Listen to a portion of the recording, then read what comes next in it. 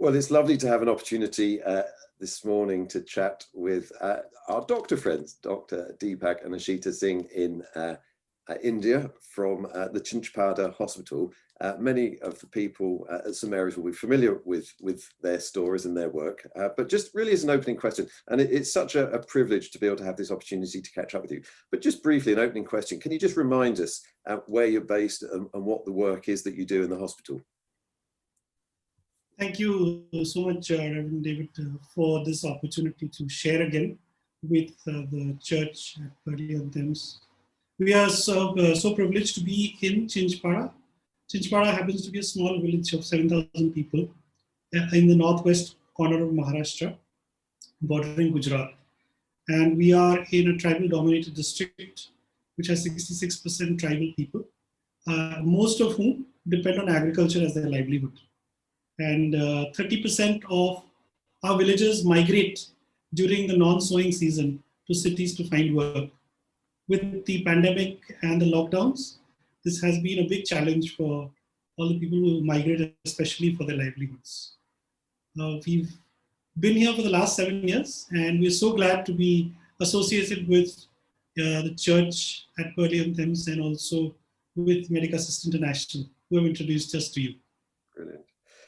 As I say, we were just chatting a little bit before this interview, and I said a good number of people at St Mary's follow you quite closely. And as I said, I had a slightly strange situation that it was, I don't know, a month or so back. I woke up listening to the radio and I thought to myself, I recognise that voice. And Ashita, it was you being interviewed on the Radio 4 programme. And I thought it'd be lovely just to be able to kind of unpack that story, because to us, you were saying some quite unusual things that I'm guessing the interviewers thought it was quite unusual. You're talking about branding marks and so on. So can you just tell us a little bit about some of what you've been seeing and experiencing in this last season? Yeah. So David, there are many unique things about this corner of even India. You know, there are things about this corner of India that many people in other parts of India also may not be aware of. So this is a place that has a lot of tribal people which are ancient. You know, they have ancient beliefs, and somehow they have remained sort of untouched by the progress and advances in knowledge and technology and education and medical health. So what we practice here is modern medicine. Whereas what they are used to is, their ancient practices of indigenous treatments. And one of those, in addition to other things like oral medicines that they take, which are made from barks and herbs and different kinds of things that are found in their jungles, but also medicated threads and twigs that they tie around their bodies when they are ill. And one of the things that they do is have these indigenous healers who will brand different parts of their body with hot irons because of underlying beliefs that there is another power that needs to be removed, and the way to do that is to burn that area of the body so that evil power will be removed. So would you also refer to that as a witch doctor or more an indigenous healer? Is that right? Yeah, I think an indigenous healer would be more appropriate, because just normal people, traditional healers who do this in their homes. And what happens is that when people fall ill, they will not immediately come to a doctor. That wouldn't be the normal response for a majority of people. They would go to these traditional healers and hope that it'll go away with what they do. So we've had, even during this COVID season, a lot of people who've had these branding marks on their abdomens because they breathe hard. And so, there's this increased movement of the abdomen. So probably the assumption is that there is something evil in the abdomen. So to remove it, they'll have these marks on their abdomen while they get sicker and sicker from what's actually happening in the lungs. When you say a branding mark, that's a hot iron or quite... Yeah. Something like what is used for branding cattle. Okay. Yeah. Wow. So it actually burns the skin off, and it can be in different places. So very often with other illnesses, if they have a thyroid gland that is enlarged, it's very common to find multiple marks of branding on the thyroid gland. So if a child has a pneumonia, you'll have these on the chest or on the abdomen. And how long might this process? I mean, this could take, I mean, they'll go to these healers for a long period, days, weeks, what, I mean? Yeah, they probably go for a few days. And then when they realize that it's not improving or it's not getting better, that's when, you know, they'll come to the hospital. And so what it does, it really delays their coming to the hospital and getting appropriate treatment.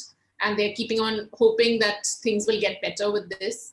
And I think what probably happens is that there are some self-limiting illnesses, whether you brand them or take any medication or not, they are going to go away anyway. Sure. So, for example, non-poisonous snake bites. Snake bites is another thing for which this is a very common practice. And we know from, statistical evidence that if you have snake bites, a large proportion of them will be dry bites, non-venomous snakes. But then when they go to the traditional healer and he brands them and he gives his treatment and they get well, they probably tend to think that that treatment has worked. Whereas if they hadn't taken any treatment, they would have been well anyway because it was a dry bite. But the venomous snake bites will not be helped by anything other than treatment in hospital. And so you're seeing people come to you, they've had branding marks. And so then as a Christian hospital, we keep hearing some really encouraging stories. So you get to work on them. Yeah. That's the beauty of, I think, God's love, because there's a chance to have a discussion with people about actually the evil of these practices that keep truth from them, and all truth belongs to God, and helping them to understand that God has made a way for them to have treatment when they're ill. And there is this body of knowledge and technology and study that is available to them to be able to get healed from their diseases. For example, if you have TB, you need to have treatment for tuberculosis so that you can be healed. Sure. No matter how much you brand a person, it's not, because the understanding of the reason why that disease occurs. So this, I think, progress comes with knowledge, and knowledge is really incomplete without the knowledge of God. Sure. So when we open it out to them from that perspective and say that God is in charge of all this and he cares about you, and this is what he has given us, and he's revealed to us, and he's shown us a way for you to live healthy lives. So I've been so encouraged to hear some of your accounts and your letters that you've sent us. Are there any particular things you can share? I mean, because we've heard some wonderful stories that you've had people clearly very, very ill, as we have in the UK, but you've been really being able to share God's love and lead some to faith and so on, really. Is there any stories you can share? One of the challenges that we faced, even during the pandemic, was this whole thing about people, going to different layers of treatments, where they go to the traditional healer first, and then they go to the local alternative medicine practitioner, and then finally come to us.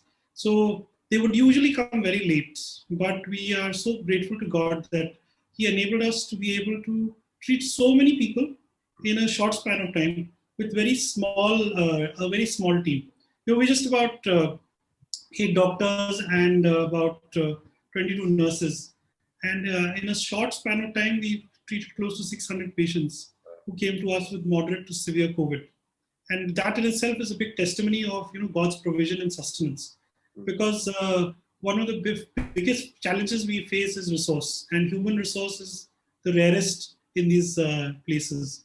And we really praise God for that one aspect which he really sustained, and helped us go through this 1.5 months. Because at one time, I remember we had 10 oxygen points and about 50 people needing oxygen. And so within a span of 2 days, we were able to pipe oxygen to about another 36 points. Yeah. And people, gave generously so that we could get about 10 concentrators. So in a couple of days, we had from 10 to 67 points where we can give people oxygen. And so we were able to support patients on oxygen for up to 60 patients on oxygen on a particular day.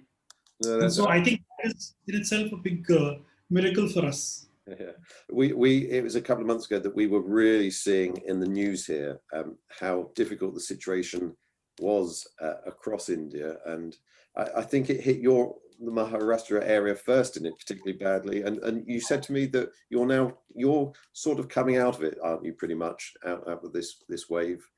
So Yes. what have been some of the highs and lows in this last year, and how are things now?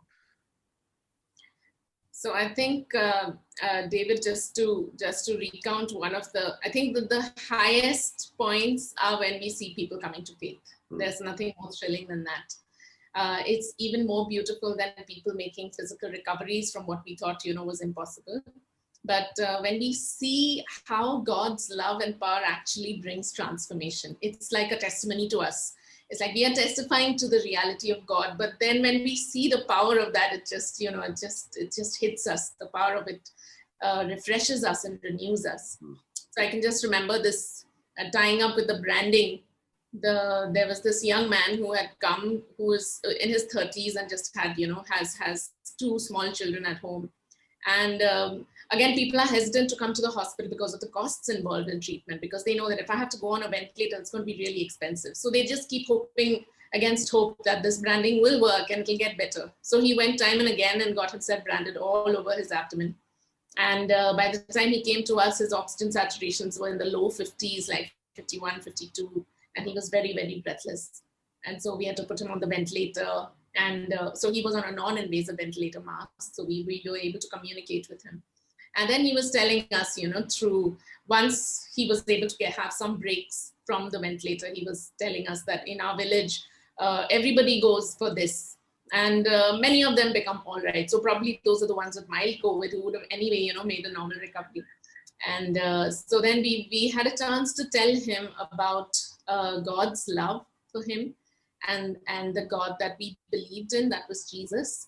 And we shared about his love and how he had come in order to redeem us, not only our spirits, but also our bodies, and to show us the truth and the light, which takes us away from all deceit, all deceptive things, all things of darkness, which included things like branding.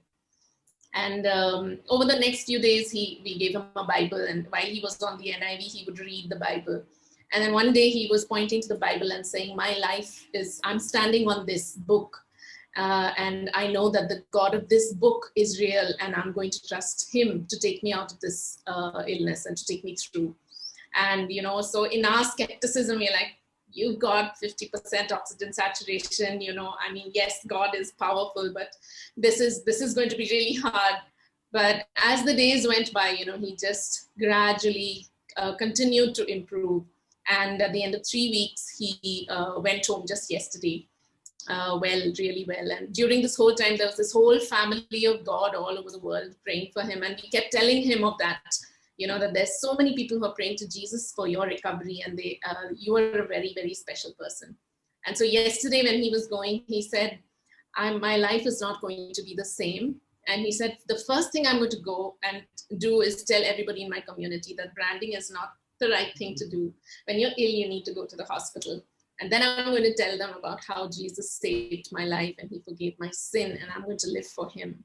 So, I think it's stories like these which really make everything worthwhile.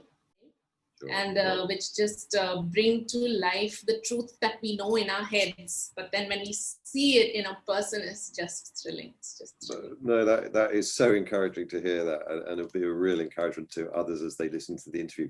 Now, on situations like this, our time is always a bit limited. So what are some of the ways that we can continue to support you? Please, be as open as you can as to the type of things that we can help you with. Yeah, so you were talking about the lows, David, and I think one of the lows that has been for us is that several of us have lost loved ones to the pandemic. Several staff have lost their parents and some siblings as well. My own brother was very sick, but by God's grace, he recovered and he is well. Some of our staff had I think that this was the first of its kind harrowing experience where we had so many sick people at the same time. And I think there has been both emotional and mental upheaval. And I'm not sure how they are handling it. They seem to be doing okay, but I think that is one area where we would really require prayer for our staff who have gone through this, because we've had so many deaths, and to see we used to have about 3 to 5 deaths every day is quite traumatic. And in people who just walked in, who are young, who have the rest of their life to live, it can be quite devastating. So I think that is one of the areas where we really like prayer. The other thing is for these young families who have lost their, father or mother, and who are on their own, children who are on their own in the community, people who have lost their jobs. The other ways is probably to please pray that, as we prepare for the third wave, that God would give us the wisdom and the strength also needed. We really praise God for all the people who actually, were able to help. We thank God for the community at large and, the church at large, which has so prayed for us. And I said this in one of the meetings. I said that when the wave comes, some people learn to swim. Some people drown, but God's people walk on water. Mm-hmm. And I think that has been true for us. Well, that's... One more thing, David, that I can ask for is that even as our community team goes back into the community after, after this whole thing, there's going to be the aftermath over there to sort of witness and